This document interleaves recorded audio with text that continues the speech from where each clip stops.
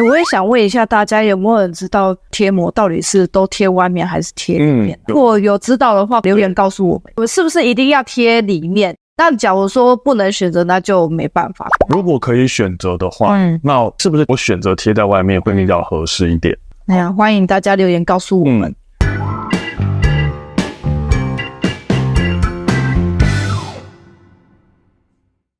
Hello， 大家好，我是93先生，很高兴你继续收听这个频道，让你朝安全又迈向一步。嗨，我是晶晶，大家晚安。晚安。今天我们要跟大家聊的一个主题呢，我们要来讲一下车窗击破器。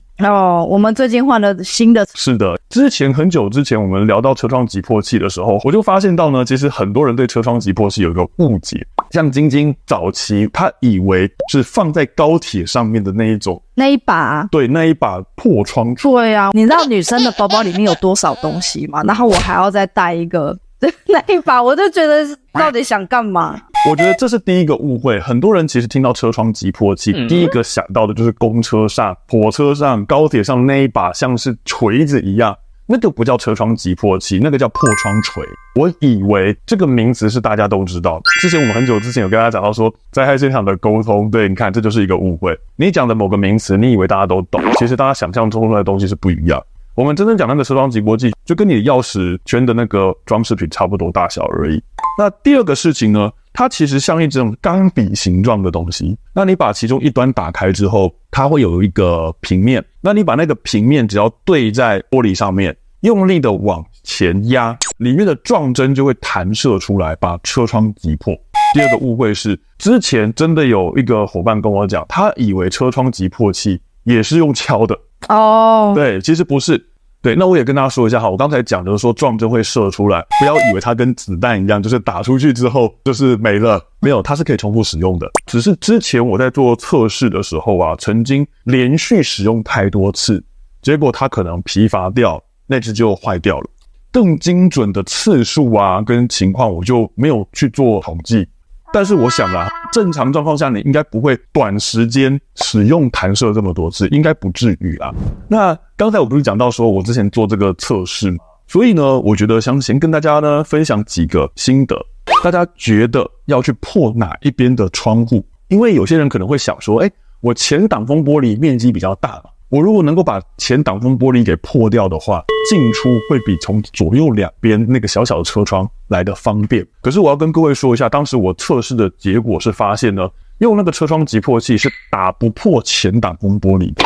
真的啊？对。为什么？因为前挡风玻璃本来你在开车的时候就有可能会有一些碎石过来，所以前挡风玻璃的坚固程度跟左右两边的车窗是不能够比的。所以我今天遇到受困在车子里面的时候，我第一个要敲的是侧边的车窗。对，没错，你手上的车窗击破器可能是敲不破前挡风玻璃的。那第二个事情呢，那个车窗击破器大概敲个一下它就会破掉。对，其实你不用重复一直敲，那记得敲同一个点就好。有些人可能不晓得，敲第一个点没破就换一个点再敲敲看，其实不用这样子。那什么情况下你可能会遇到敲个一次不破要敲个2次3次？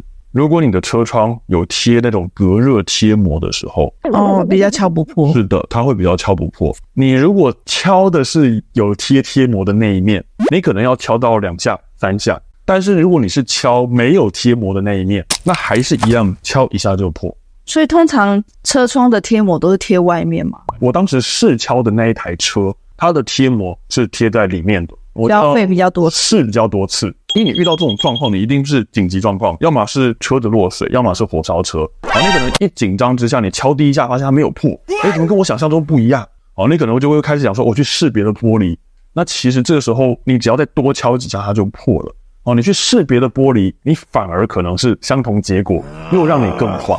我也想问一下大家，有没有人知道车窗的那个贴膜到底是都贴外面还是贴里面？如果有知道的话，告诉我们一下，是不是一定要贴里面？那假如说不能选择，那就没办法。如果可以选择的话，那是不是我选择贴在外面会比较合适一点？